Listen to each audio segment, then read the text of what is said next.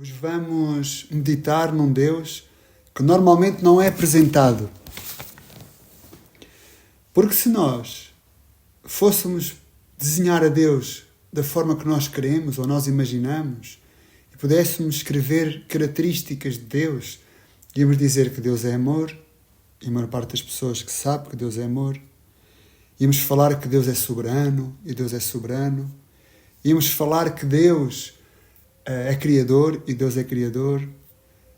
Até podíamos dizer que Deus é um Deus que disciplina. Porquê? Porque a disciplina, apesar de doer e apesar de por vezes custar, também nos é benéfica. Por exemplo, se eu estou a caminhar erradamente, quero ter um Deus que discipline. Porquê? Porque me vai colocar no caminho certo. Mas tenho a certeza, se nós pudéssemos escrever características de Deus, muito dificilmente íamos colocar nas características de Deus um Deus que prova. E Deus prova. E Deus prova porque é necessário nós passarmos por provas para saber em que circunstâncias estamos. E nós mesmos somos assim, nas nossas amizades, por exemplo.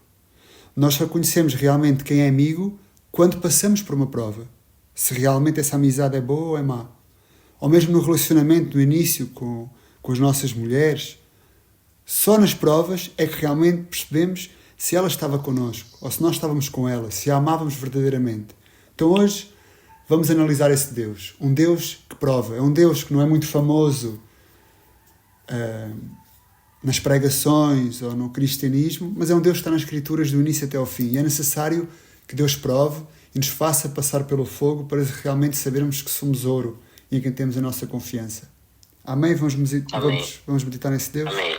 Então vamos fazer uma oração antes de começar. Sim.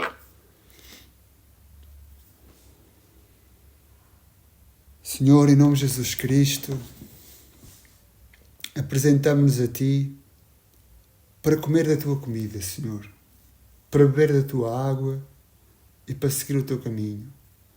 Por isso pedimos que seja o Teu Espírito Santo a dirigir esta mensagem. Não queremos comer comida enlatada, Senhor, tem um sabor magnífico, mas não tem os nutrientes. Não queremos comer esse pão duro e seco. Queremos comer o pão da vida, que é Jesus Cristo, e a água da vida, que vem através da Tua palavra, Senhor. Queremos realmente ser saciados com todos os nutrientes, com todas as vitaminas, Senhor, com tudo aquilo que a nossa alma precisa para caminhar nesta vida em santidade e dar a Ti toda a honra e toda a glória, Senhor. Muito obrigado por Jesus Cristo, o nosso Rei, o nosso Senhor, o nosso Salvador. Muito obrigado porque Ele morreu na cruz para perdoar os nossos pecados. Muito obrigado, Senhor, porque enviaste o Espírito Santo para nos dar a noção do pecado, da justiça e do juízo. Pedimos que o Espírito Santo possa atingir todos aqueles familiares que já ouviram a palavra e lhes deu arrependimento, amigos conhecidos, desconhecidos, seja em Portugal, seja no Brasil. E oramos para que o último dos salvos se arrependa para que chegue ao fim, para que Jesus Cristo volte. Oramos por esta mensagem, seja um tempo precioso, um tempo produtivo para a Tua honra e para a Tua glória. Através de Jesus oramos. Amém. Amém. Gênesis 22. Em Gênesis 22 nós temos a história de Abraão, quando vai ao monte de Moriá a entregar o seu filho. Este capítulo 22 tem muita coisa boa, tem muita profecia.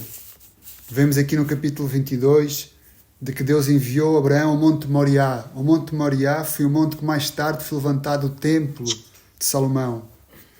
Lá no monte de Moriá, em todo este diálogo entre Abraão, entre o seu filho, depois o anjo do Senhor, podemos ver profecias cumpridas em que vemos de que o Senhor proverá.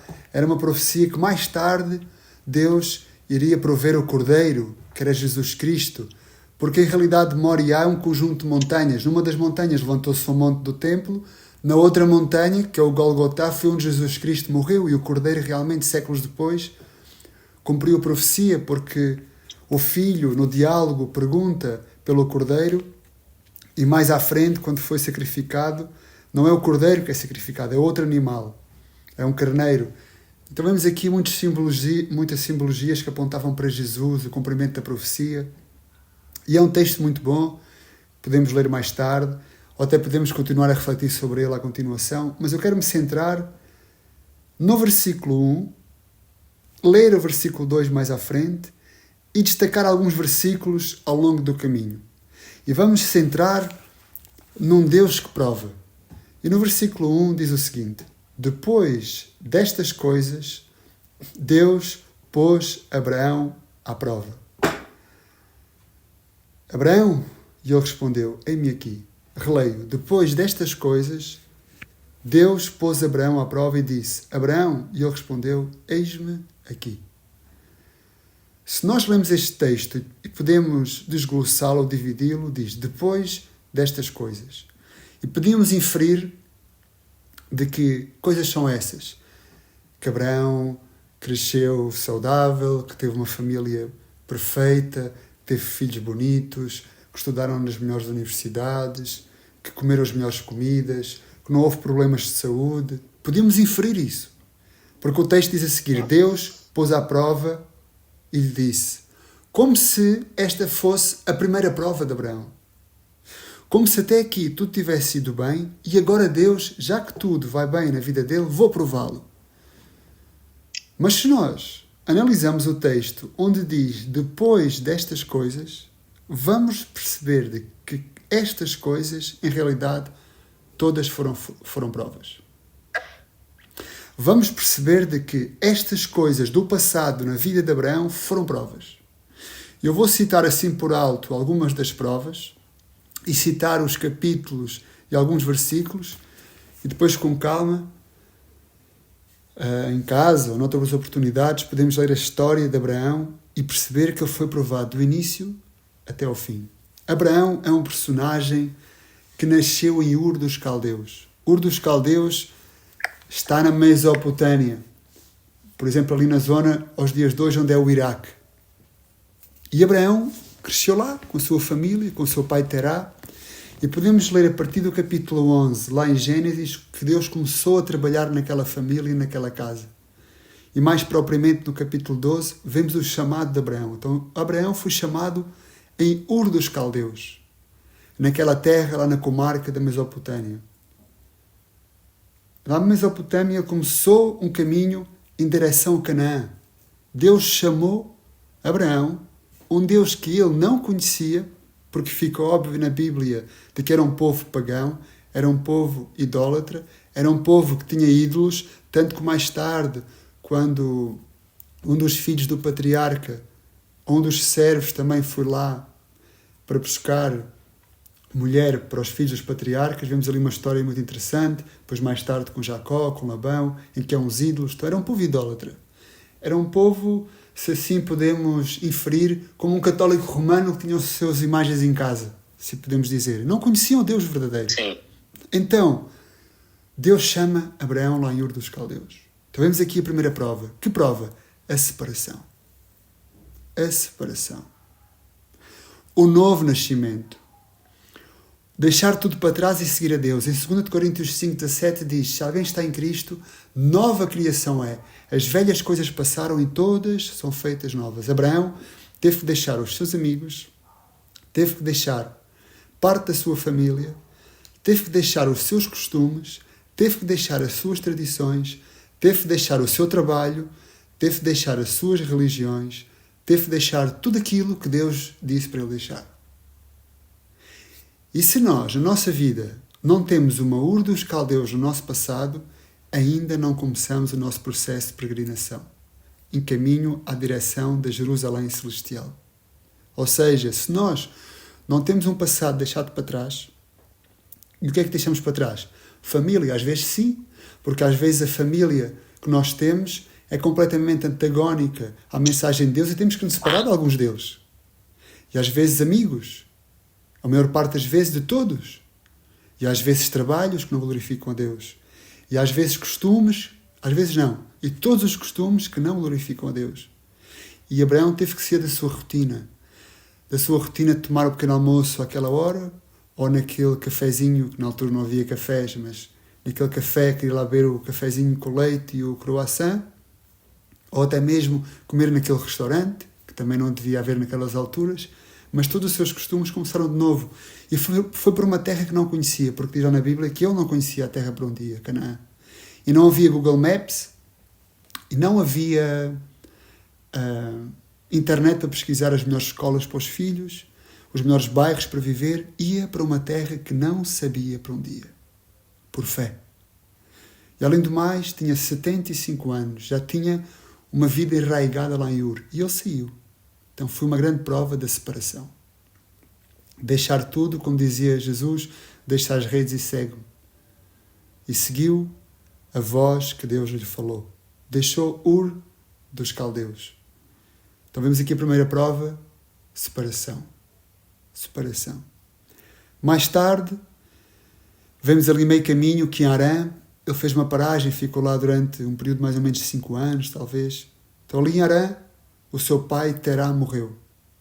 E podíamos pensar, já que ele deixou a terra, deixou parte da família, agora Deus vai-lhe suprir todas as necessidades. E muitas vezes se evangeliza aquele Deus, vem a Cristo e todos os teus problemas vão acabar. Vem a Cristo e Deus tem um plano maravilhoso para a tua vida.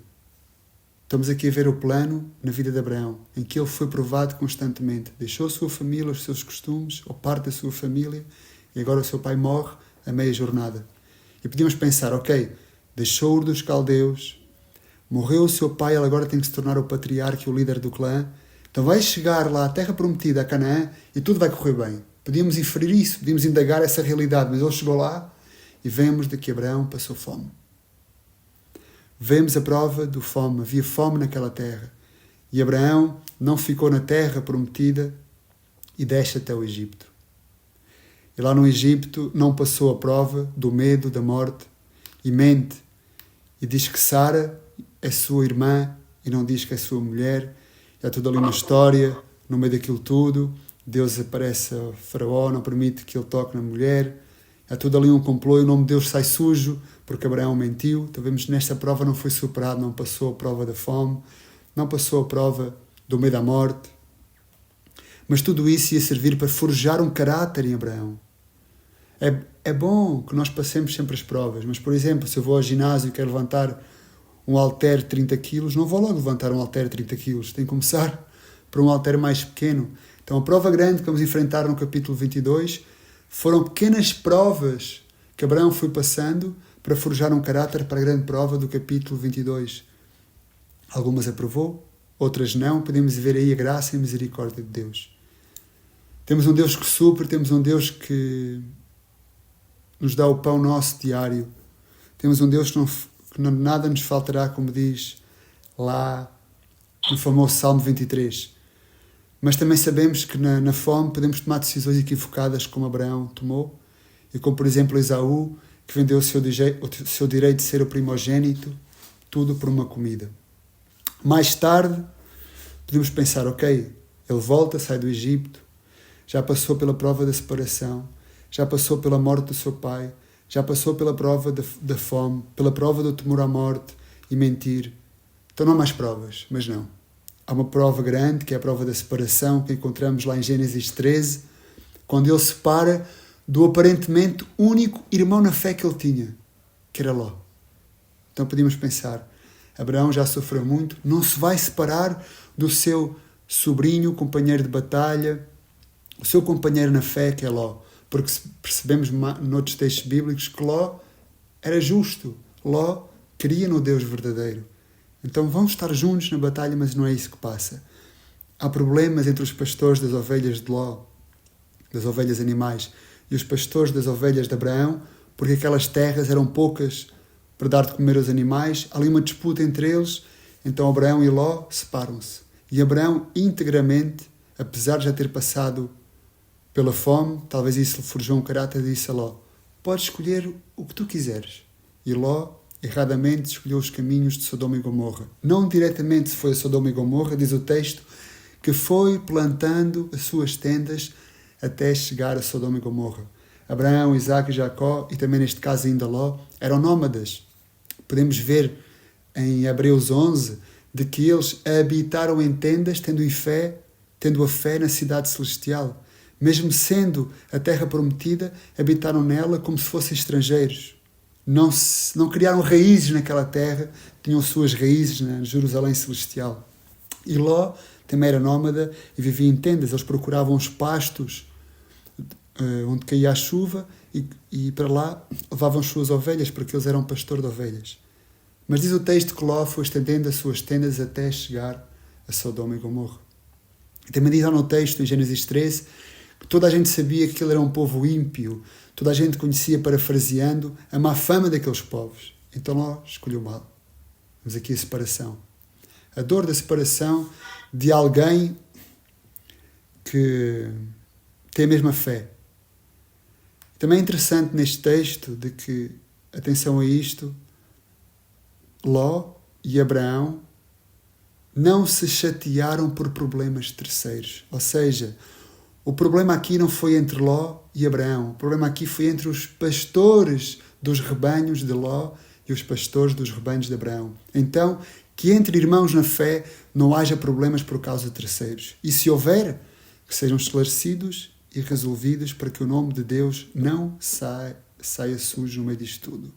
Porque quando há um problema e há um pecado, não é o meu nome que está em jogo, é o nome de Deus, como vamos ver mais à frente. Então, depois de separação, depois de morte, depois de fome, depois de separação do irmão da fé, podíamos pensar, já acabou, mas não. Em Gênesis 14 há uma guerra. Em Gênesis 14 há uma guerra literal, uma guerra física, uma guerra que envolvia armas. O que é que acontece? Em Gênesis 14 vem um conjunto de reis lá da Mesopotâmia, que era onde vivia Abraão antes, liderados por Ledor Kelormel, e vêm em luta contra os reis de Sodoma e Gomorra, daquela zona. E naquela luta, aqueles reis ganham e levam em cautivério os reis de Sodoma e Gomorra. E levam os habitantes em cativeiro, melhor dito. E nesse cativeiro está Ló, que é o sobrinho de Abraão. Então chega um mensageiro e diz a Abraão, o teu sobrinho Ló foi levado em cativeiro. Então Abraão pega em 300 soldados da sua casa e vai recuperar a Ló. Diversas aprendizagens que nós temos aqui neste texto. Quais? Percebemos, primeiro, de que Ló foi se meter em terras perigosas e agora acabou em cativeiro.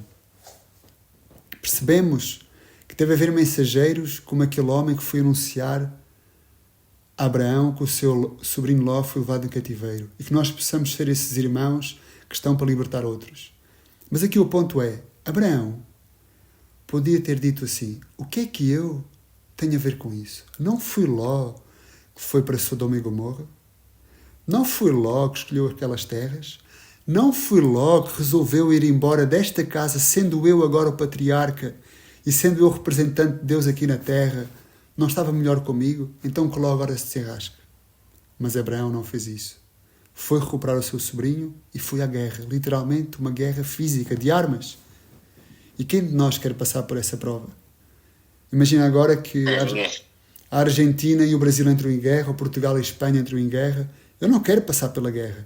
Sempre estás a especular na internet que vai começar a Terceira Guerra Mundial. Não queremos passar por isso. Grande prova que este homem passou.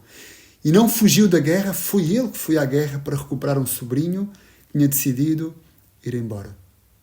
Lá naquele diálogo em Gênesis 14, há algo interessante, depois podemos ler com mais cuidado, em que se apresenta ali um personagem chamado Melquisedeque, também aparece em Hebreus a falar dele, uma clara representação de Deus, em que traz pão e vinho, uma clara representação do pacto, da ceia do Senhor, e diz lá naquele texto de que Melquisedeque era rei e sacerdote de Deus Altíssimo lá em Salem. Salem é a palavra que mais tarde ia originar o nome de Jerusalém. E mais à frente nesse texto vemos também de que o rei de Sodoma e Gomorra tenta negociar com Abraão e diz, Abraão, podes ficar com tudo, com todos os bens, simplesmente dá umas almas, dá umas vidas. Podemos aqui tirar duas inferências. Primeiro, se nós lemos a Bíblia, podemos pensar de que Deus só estava a atuar naquele mundo naquele mundo em Abraão. Ou seja, como se não houvesse outros homens, além de Abraão e Ló, na fé.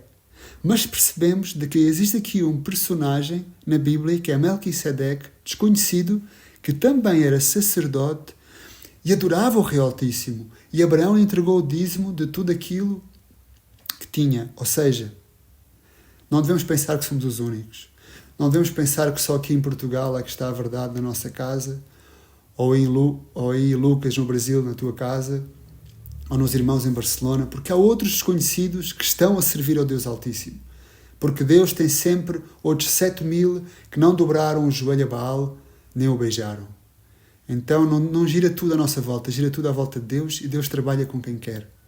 Outro aprendizado que nós podemos ter é que Ló negociou com o rei de Sodoma, porque podemos inferir, quando os anjos aparecem lá em Sodoma, que Ló tinha uma posição importante naquela terra, porque sentava à porta daquela terra. Incluso as pessoas de Sodoma o acusaram disso. Mas não vamos desviar do tema. O tema é uma clara representação do representante do mal, que é o rei de Sodoma. Porque é representante do mal? Porque Abraão diz, de ti não quero nada. Levantou a mão ao céu e disse, de ti não quero nada. O que é que podemos inferir daqui? Ló era um cristão, entre aspas, ou seja, naquele tempo não havia o termo cristianismo, mas podemos dizer que Ló era um servidor de Deus.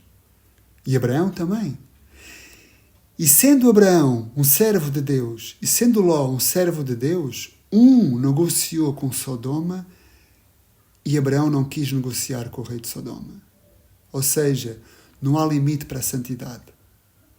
Podemos ser salvos negociando em Sodoma? Podemos, mas vemos que as decisões que Ló tomou em negociar em Sodoma acabou por perder a sua mulher, acabou por ter que fugir daquelas terras e acabou sozinho, embriagado, a ter relações com as suas próprias filhas, e aquelas relações íntimas, sexuais com as suas filhas geraram os amonitas e os moabitas, que se tornaram inimigos do povo de Israel até aos dias de hoje, e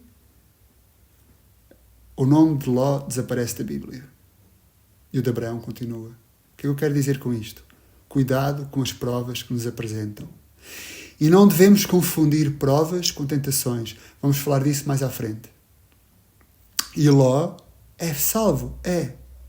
Mas as suas decisões acabaram na ruína. E percebemos também que decisões que Abraão vai ter nas provas, vemos Deus misericordioso e vemos Deus que não abandona os seus, porque quem derramou o sangue na cruz não vai abandonar os seus, como diz lá em Romanos 8, mas as decisões nas provas vão ter consequências. Mais à frente, vemos a prova que Abraão não passou. Uma prova grande que Abraão não passou, e não passar essa prova gerou consequências, que foi a prova em Gênesis 15 e também 16, em que procurou um atalho. Em Gênesis 15, Deus promete a Abraão que lhe ia dar um filho. O próprio Deus promete a Abraão que lhe ia dar um filho. No capítulo depois, em Gênesis 16, a mulher de Abraão aparece e diz, já somos idosos, assim entre aspas, parafraseando, nunca mais temos um filho, olha aqui a serva Agar. E Abraão veio dizer assim, não, porque Deus prometeu que ia dar um filho a ti e a mim. Ouviu a voz da mulher porque lhe agradou, e com Agar teve um filho, procurou um atalho. O caminho de Deus é só um.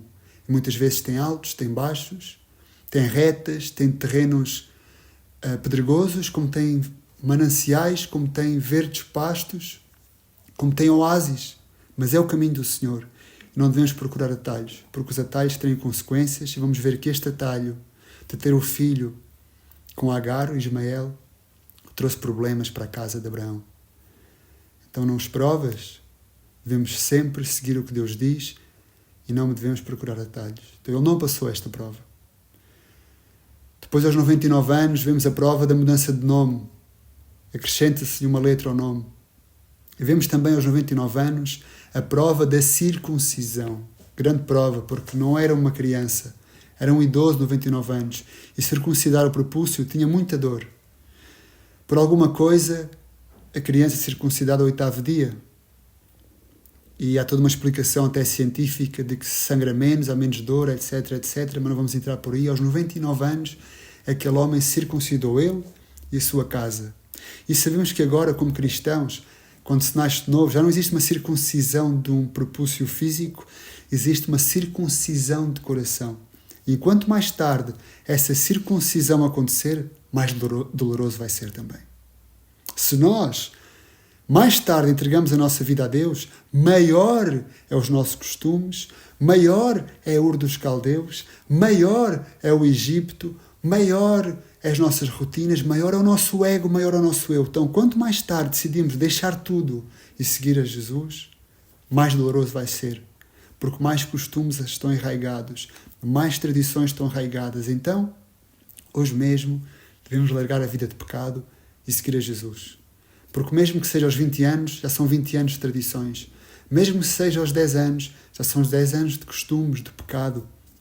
Então, quanto mais cedo Deus começar a limpar a nossa vida, menos doloroso vai ser a circuncisão de coração. Mais tarde, existe a prova da destruição de Sodoma e Gomorra, aquele diálogo com os anjos. Vemos o fim de Ló.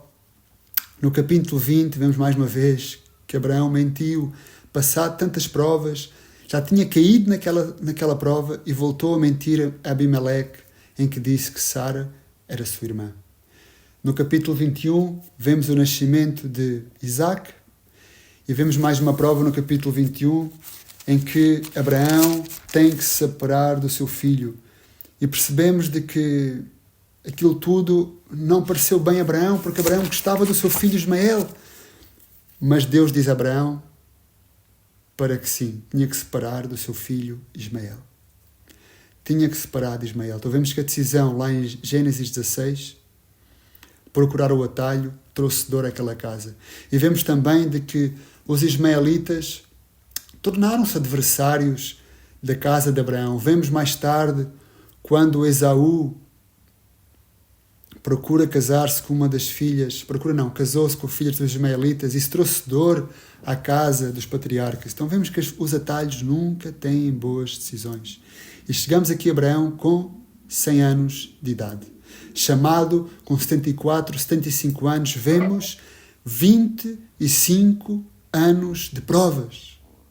25 anos de provas. 25 anos a talhar aquele tabernáculo. Vemos 25 anos do oleiro. Vemos o oleiro, que é Deus a moldar o barro em Abraão e a forjá-lo, a formá-lo como um vaso de honra, a formá-lo à imagem e semelhança de Deus. 25 anos de provas. E Abraão, agora com 100 anos, apresenta-se na prova de Gênesis, capítulo 22, versículo 1. Então chegamos aqui à grande prova do capítulo 22. 25 anos de provas, podíamos pensar, agora já está. Já está e este homem não vai ser mais provado. Não nos enganemos, porque aquele que persevera até ao fim será salvo. Deus, até o último dia da nossa vida, pode nos provar. Deus é bom e para sempre é sua misericórdia. Deus provou Abraão até ao fim. E a maior prova de todas. E só o conjunto de provas de 25 anos de vida fez com que esse homem chegasse a esta prova com caráter. Porque se reparem bem, depois destas coisas, Deus pôs Abraão à prova e disse: Abraão! E ele respondeu: eis-me aqui. Eis-me aqui, ou seja, estou aqui, íntegro, estou aqui com capacidade. E muitas vezes nós citamos aquele texto que diz lá em Isaías, quando o profeta diz para Deus: eis-me aqui, envia-me a mim. E muitas vezes dizemos: eis-me aqui, envia-me a mim, mas não dizemos: Senhor, eis-me aqui, prova-me a mim. E Abraão, antes de saber a prova, disse: eis-me aqui. E depois de saber a prova, Abraão podia dizer o seguinte: ai, ó Senhor, vou mudar a minha posição. Mas não, vemos de que Abraão, ao longo do texto, sempre disse: eis-me aqui. Disse: eis-me aqui quando o filho perguntou pelo sacrifício, lá no versículo 7, disse: eis-me aqui, meu filho. E disse também, já no fim da prova, quando estava destinado a matar o seu filho, porque vemos no texto, podemos inferir de que Abraão estava destinado a matar seu filho, ia baixar a faca e o anjo teve que gritar: Abraão, Abraão, 2 vezes, querendo dizer que ele ia decidido a matar o seu filho. E quando o anjo grita: Abraão, Abraão, lá no versículo 11 ele disse: eis-me aqui. Então vemos o quê? De que Abraão, no início da prova, a meio da prova e no fim da prova, era o mesmo. Não mudou. Porque muitas vezes nós dizemos antes da prova, Senhor, eis-me aqui, mas quando vemos a grandeza da prova, desistimos. Nós muitas vezes dizemos, eis-me aqui, quero seguir a Jesus Cristo. Mas quando vemos a grandeza do chamado, desistimos. Quando vêm os problemas, as adversidades, como aquele texto lá em Mateus 7, da casa fundamentada na rocha ou na areia, quando vêm os problemas, as adversidades, as tempestades, os ataques familiares, as dificuldades financeiras, a igreja que não é como nós pensávamos, desistimos. As preocupações do mundo e das riquezas, desistimos. Mas Abraão, antes da prova, disse, eis-me aqui. Durante a prova, disse, eis-me aqui. E quase no final da prova, disse, eis-me aqui. E nós, no nosso chamado, quando somos chamados, e tudo é bonito, e Deus nos chama e nos toca aquela força, dizemos, eis-me aqui, Senhor. E depois, a meio, se calhar já titubeamos. Aquelas coisas que antigamente dizíamos não, diziam, não vou comemorar isto, não vou fazer aquilo. Agora no meio, se os outros fazem, não vou fazer. E o nosso eis-me aqui já não é igual. O nosso caráter muda. E no final da prova, já não é o eis-me aqui. Já é eis-me aqui na minha religião e também no mundo, eis-me aqui na minha religião e também no trabalho, eis-me aqui na minha religião e também nos meus pensamentos. E no final de contas, já não é Deus que seguimos, já seguimos uma religião. Desviamos totalmente do caminho. E atenção, de que só um homem que conhecia a Deus, só um homem que intimava, podia enfrentar esta prova. Porque a prova não era uma prova qualquer. A prova no versículo 2 é a seguinte. Deus continuou. Pega o seu filho, o seu único filho, atenção, ele tinha outro que era Ismael, mas a linhagem era Isaac. O teu único filho, Isaac, diz qual é o único filho. E atenção, a quem você ama. Não era um filho que tinha desdém. Não era um filho que não tinha carinho. A quem você ama. E vá à terra de Moriá e ali ofereça-o em holocausto sobre um dos montes que eu lhe vou mostrar. Ou seja, tu mesmo. Não sou eu que o vou matar. És tu, Abraão. E ele decidido vai. Vai porque faz um caminho de 3 dias. Vai porque já preparou a lenha antes de chegar lá ao monte. Vai porque percebemos no texto que ele estava decidido, porque o anjo teve que gritar 2 vezes, Abraão, Abraão, ele estava decidido a cumprir a prova. Ele estava decidido a obedecer a Deus. E só 25 anos de provas forjaram este caráter. E só uma intimidade dava para saber que era Deus. Ele podia ter duvidado. Porque tenho a certeza que a maior parte das pessoas, se tivéssemos passar por esta prova, iríamos dizer, isto é Satanás, não é uma prova, é uma tentação. E é muito diferente uma prova e uma tentação, porque Deus não tenta a ninguém, Deus prova. E Satanás não prova a ninguém, Satanás tenta. São coisas completamente diferentes. E muitas vezes estamos a ser tentados e dizemos, estou a ser provado por Deus. Não, é Satanás a tentar. E outras vezes dizemos, estou a ser tentado por Satanás. Não, é Deus a provar. Onde é que vem este discernimento? Na intimidade com Deus. Conhecer a voz de Deus. Ler as Escrituras, passar tempo em oração. E nós só conhecemos alguém se intimamos com Ele. Não podemos conhecer a ninguém se não passamos tempo com Ele. Só conhecemos as nossas mulheres se passarmos tempo com elas. E não podemos conhecer um Deus que não intimamos. Então só uma pessoa que conhece a Deus pode obedecer a este mandamento. Se não íamos duvidar, será que é Deus? Será que não é? E ele também podia duvidar quando o anjo falou Abraão, Abraão, e dizer, não, Deus mandou-me dar esta ordem para eu sacrificar o meu filho e não vou parar. Então só uma intimidade com Deus pode saber quando começar e quando parar. Quando é Deus a mandar e quando é Deus a dizer stop. E muitas vezes nós vamos decididos até à morte e muitas vezes Deus diz pare e nós não paramos. E Deus diz avance e nós não avançamos. Como Balaão não conseguia discernir a voz quando Deus dizia que sim ou Deus dizia que não. Deus dizia para não ir ali e muitas vezes caímos e tropeçamos porque somos assim. E só uma intimidade, só tempo com Deus, só tempo no aposento secreto, passando tempo com Jesus, vai forjar em nós um caráter para saber se é Deus ou não é Deus. Gênesis, Apocalipse. Não vozes estranhas que nos aparecem. Deus fala através das Escrituras. Então muitas vezes não sabemos decidir porque não conhecemos a Deus. E podemos estar a pensar, mas Pedro, Abraão, foram 25 anos com Deus, Deus a falar com ele, então ele conhecia a Deus. Não é bem assim, porque quando apareceram os anjos e Deus a Abraão, quando foi destruir Sodoma e Gomorra, ele não identificou logo facilmente. Então Deus aparecia de diversas formas, como lemos lá em Hebreus 1. E sabem quantas vezes apareceu Deus a Abraão durante os 100 anos de Abraão aqui na Terra? Lucas, quantas vezes tu achas que Deus apareceu a Abraão durante os 100 anos de vida de Abraão aqui na Terra? Eu vou chutar um número baixo, né? Sei lá, 10? 5 vezes. 5 vezes em 100 anos é pouco mesmo. 5 vezes que Abraão apareceu, que Deus apareceu a Abraão. 5 vezes. Podemos parafrasear e, entre aspas, dizer o seguinte: Abraão só tinha 5 capítulos da Bíblia, porque quando Deus falava, eram capítulos da Bíblia, não? É a própria voz de Deus. Então, Sim. 5 capítulos da Bíblia foram suficientes para aquele homem caminhar 100 anos na presença de Deus, para ensinar as suas gerações e para, neste capítulo, estar decidido a oferecer o seu filho. E nós temos centenas de capítulos, temos Gênesis e Apocalipse. E por que nós não obedecemos? Porque é por fé. Por isso é que Abraão é o pai da fé.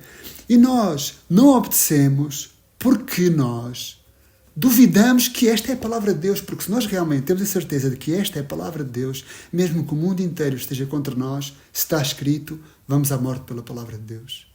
E se Deus, na maior parte daqueles que se dizem cristãos, os provasse desta forma, íamos falar com 30 pastores, íamos ouvir 1000 vídeos na internet, íamos ler 300 livros, íamos talvez, Deus nos livre, ouvir coachings para dizer, se calhar não é Deus. Mas aquele que tem intimidade, aquele que está tempo em oração, vai saber de que é Deus. E as provas forjam um caráter para saber que aqueles 5 capítulos, entre aspas, da Bíblia era a voz de Deus. E nós temos Gênesis e Apocalipse e duvidamos muitas vezes e não obedecemos porque duvidamos que esta seja a palavra de Deus. Porque se nós temos a certeza de que a Bíblia é a voz de Deus, vamos obedecer-lhe e não vamos passar por tormentos e vamos passar nas provas. Mas só estamos com Deus uma vez por semana no culto ou 5 minutos por dia a ler as Escrituras, a orar, não vamos ter um caráter forjado. E o Deus das Escrituras vai ser um Deus feito à nossa imagem e semelhança, em vez de ser Deus a fazer-nos à sua imagem e semelhança. Conhecemos um Deus de uma religião e não um Deus das Escrituras, que é um Deus que prova. E podemos estar a pensar, mas Pedro, grandes provas Deus nos faz passar. Porque, como eu disse lá atrás, o que está em jogo não é o nome do Pedro, não é o nome da Amada, não é o nome da Carolina, da Carol, não é o nome do Lucas, não é o nome do Manuel, do João, não é o nome de outra pessoa, é o nome de Deus que está em causa. E isso fica óbvio em Isaías 48, versículo 10 e 11. Vamos lá, Isaías 48, versículo 10 e 11. Já voltamos a Gênesis. Este texto é incrível e é um divisor de águas. Aqui vamos perceber porquê deste sofrimento, destas provas que são necessárias. Eis que refinei você, mas não como a prata. Eu o provarei na fornalha da aflição. Por amor de mim é que faço isso. Pois como seria profanado o meu nome, não darei a mais ninguém a minha glória. Repito o texto. Eis que refinei você, ou seja, trabalhei, passei no forno da aflição, mas não como a prata. Eu o provei na fornalha da aflição. Na prova, na dor, essas aflições que as religiões muitas vezes não pregam. Só o Deus do amor. Mas essas aflições são necessárias para ver que de materiais somos feitos. E Deus, na sua aflição, suou sangue, mas disse: será feita a tua vontade e não a minha. lá no Getsemani. E a aflição no cristão é para dizer: Senhor, seja feita a tua vontade e não a minha.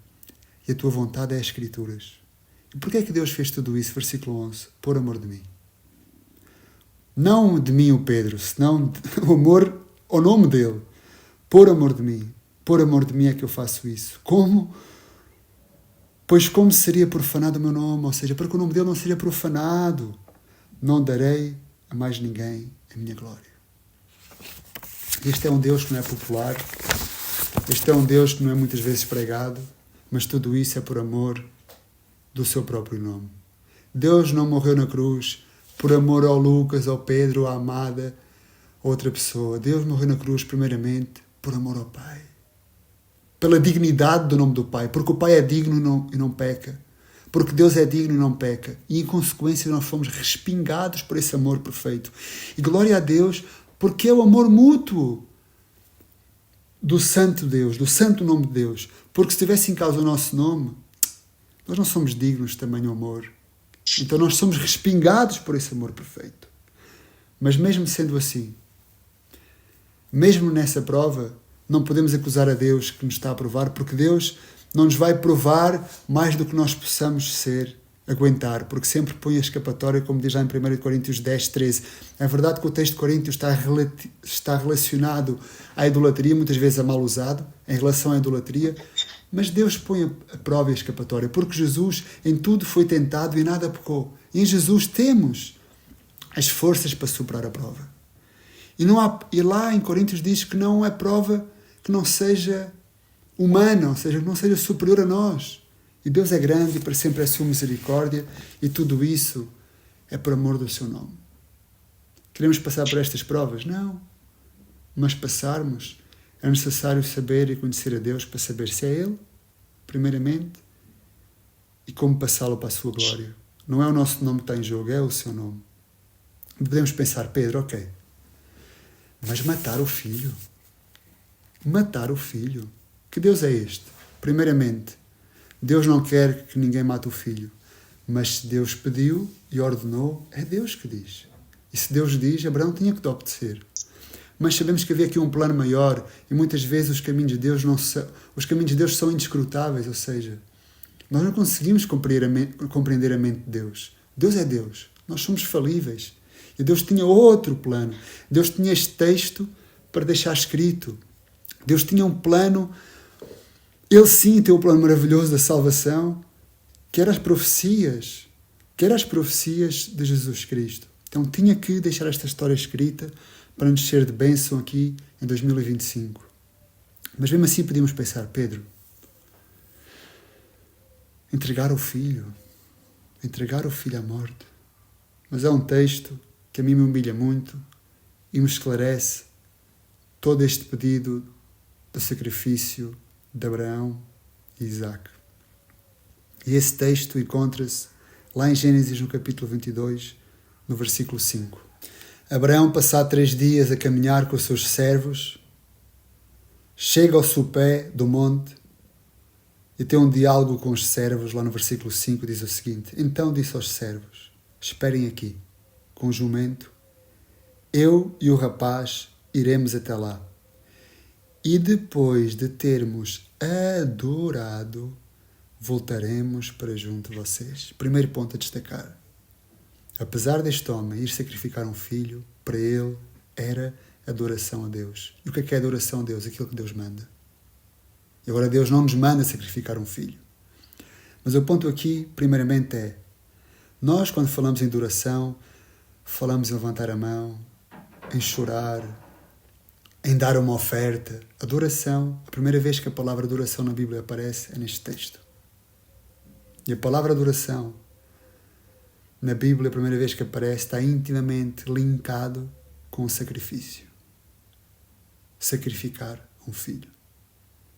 Isto é grande demais para o nosso entendimento. Mas o ponto que eu quero destacar não é este, é o segundo ponto, que é: depois de termos adorado, voltaremos para junto de vocês. Ou seja, Abraão estava a dizer aos servos que depois de ir lá em cima a sacrificar o filho, e percebemos no texto que ele estava destinado a sacrificar o filho, iria voltar para se encontrar com os servos. Isto é humilhante demais para mim. Porquê? Podemos inferir aqui várias coisas. Duas, uma. Abraão estava a mentir aos servos para que o deixassem subir. Ou Abraão tinha fé que Deus iria substituir o sacrifício, como acabou de acontecer. Ou então Abraão tinha fé de que o seu filho iria ressuscitar. E Deus tinha poder para o fazer baixar outra vez. E fica evidente em Hebreus 11:19 de que Abraão tinha fé de que Deus iria ressuscitar o seu filho. Isto a mim humilha muito.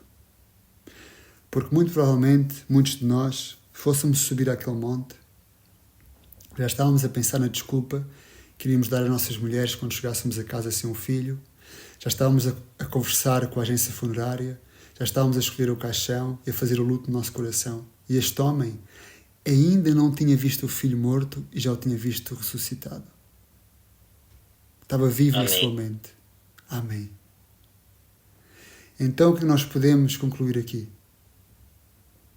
De que este homem tinha um caráter, mas também tinha fé. Por isso é que ele é o pai da fé. E Abraão não tinha as histórias das ressurreições de Eliseu.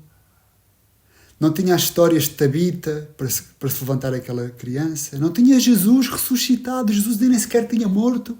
E não tinha a história de Jesus ressuscitado. E não tinha a história daqueles que se levantaram e ressuscitaram depois de Jesus Cristo ressuscitar. Ou seja, nós tínhamos a fé para dizer que o nosso filho iria voltar? Sendo que temos Gênesis e Apocalipse, histórias de milagres, ressurreição, e temos aqui no capítulo 22, no início da Bíblia, onde não temos histórias de ressurreições, um homem a acreditar que o seu filho iria baixar. Um homem a acreditar que o sacrifício podia ser substituído. Então nós realmente acreditamos neste Deus? Acreditamos que Deus encarnou de uma virgem? Acreditamos que Deus morreu numa cruz para pagar pelos nossos pecados? Acreditamos que Deus se levantou dos mortos ao terceiro dia e temos fé que Ele voltará para acabar com isto tudo e formar tudo novo? Ou realmente a Bíblia é só um livro de histórias, costumes e tradições e não é o poder e a voz de Deus? E mesmo que este pai tivesse enganado o filho e fosse fazer uma coisa demasiado sangrenta, eu posso inferir, eu e outras pessoas, de que afinal este plano aqui não era simplesmente um pai sarcástico, um pai sanguinário a confiar noutro Deus sanguinário para matar um filho, senão era um pai e um filho que iam juntos. Primeiro, porque sempre que se pensa nesta história, conta-se a historinha e pinta-se na escola quando éramos pequeninos ou quando íamos à escola dominical. Mas há quem diga que Isaac podia ter 30 anos nesta altura. Uma criança não era de certeza. O que é que eu quero dizer com isto? De que não era um pai que ia junto com Deus, era um pai e um filho que ia junto com Deus. E isso até podemos inferi-lo porque algumas vezes na Bíblia, tanto no final do versículo 6 como no final do versículo 8, diz: iam juntos. E ambos iam juntos. Então vemos aqui de que era um pai e um filho que iam juntos nesta missão. Tinham o mesmo pensar, tinham o mesmo sentir. E vemos também que na Bíblia o Cordeiro de Deus, que é Jesus Cristo, foi sacrificado desde antes da fundação do mundo. Ou seja, quando Jesus Cristo veio a este mundo, já sabia o que vinha. Então infiro de que Isaac sabia o que ia e Jesus Cristo sabia o que ia. Sabia que ia morrer na cruz, que era um pacto com o Pai. Iam juntos. E eu pergunto, vamos juntos nesta missão de morrer por Cristo? Podemos morrer fisicamente? Amém? Porque os discípulos, quase todos, morreram sacrificados de formas incríveis, dolorosas. Mas estamos juntos com Jesus para morrer ao nosso eu, ao nosso ego, às nossas tradições, a passar nestas provas? Será que eu, que estou aqui a falar estas palavras sentado numa cadeira confortável, ou de pé num púlpito confortável, ou dar-lhe uma intuação mais melancólica, até para poder gerar em nós umas emoções no coração? Estamos realmente dispostos a seguir a este Deus? Porque as maiores provas que Deus existe, e é verdade que a Bíblia tem provas científicas e arqueológicas, as maiores provas somos nós. São aqueles que dão a vida por Jesus Cristo. São aqueles que deixam tudo para trás e seguem a caminho da Jerusalém Celestial. São aqueles que têm os olhos e o fundamento na Jerusalém Celestial. E a religião não é homens a convencer a homens. A religião é Deus, a verdadeira religião, a dar as ordens e nós obedecermos. E aqueles que conhecem a Deus sabem que é prova e não é tentação.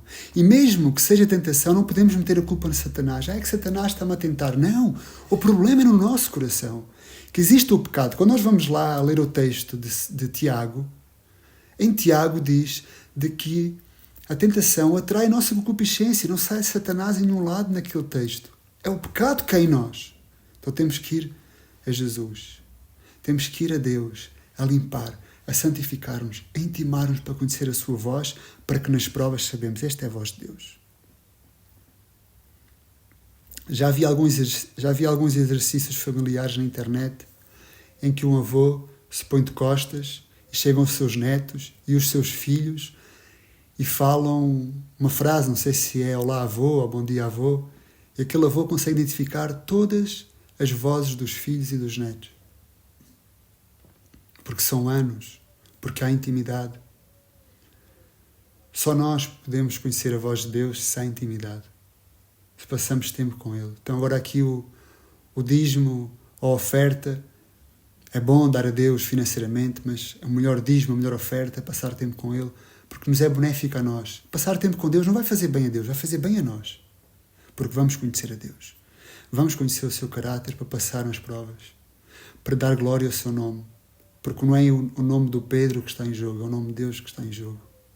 E devemos fazer tudo para a glória de Deus e não porque vão dizer de nós os vizinhos, ou o patrão, ou o chefe, mas o que vão pensar de Deus e o seu nome. Então, mas este não era cristão?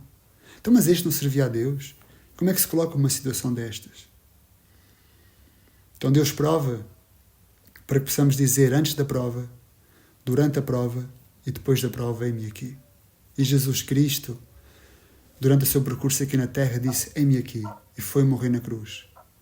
E se nós enfrentamos a nossa vida aqui na Terra e se olhamos para nós como um simples pecador pequenino que dá umas mentiras de vez em quando nós formos a tribunal, ao juiz perfeito, vamos levar um advogado qualquer, vamos levar um advogado do governo porque só nos achamos uns mentirosos. Mas se nós somos assassinos, adúlteros, fornicários, ladrões, etc., se nós somos asquerosamente pecadores, não vamos a tribunal com um advogado qualquer. Vamos escolher o melhor dos melhores. E perante Deus, nós todos somos assassinos, somos mentirosos, somos adúlteros, somos fornicários, somos trampaceiros, somos pessoas que mentem. Porque Deus é santo, santo, santo. Então, ante Deus, não vamos levar um sacrifício qualquer. Temos que levar Jesus Cristo, o justo, o Rei de Reis e o Senhor de Senhores. Se alguém pecar, advogado tem para com o Pai, Jesus Cristo, o justo. Abraão disse no texto, Deus proverá. E Deus, séculos depois, lá naquele monte, num dos montes de Moriá, no Golgotá, trouxe a Jesus Cristo à morte para prover salvação à humanidade. E é através desse sacrifício que nós nos apresentamos a Deus. As provas formam e forjam um caráter em nós, mas não devemos descansar porque fomos aprovados nas provas. Devemos descansar porque Jesus morreu na cruz. A santificação não é o descanso pelo qual nós devemos dizer que somos salvos ou não. Nós somos salvos por graça, por meio da fé no Cordeiro que foi sacrificado. E Deus, por graça, substituiu aquela criança e pôs o carneiro. E Deus, por graça, substituiu o nosso lugar na cruz e pôs Jesus Cristo. Porque por mais nós tivéssemos morrido na cruz, não podíamos ser salvos, porque somos miseráveis pecadores. Por isso é Jesus o meio pelo qual nós somos salvos. E as provas servem para forjar um caráter em nós, para dar glória a Deus e não pecar. E não pecar. E se não pecarmos, glória a Deus. E se pecarmos, arrependemos e Senhor, miserável de mim, quem me livrará deste corpo de morte? E só um caráter de alguém que está com Deus pode saber quando as provas são dele e pode dizer antes, durante e depois, como Abraão disse, eis-me aqui. Eis-me aqui, provem-me a mim.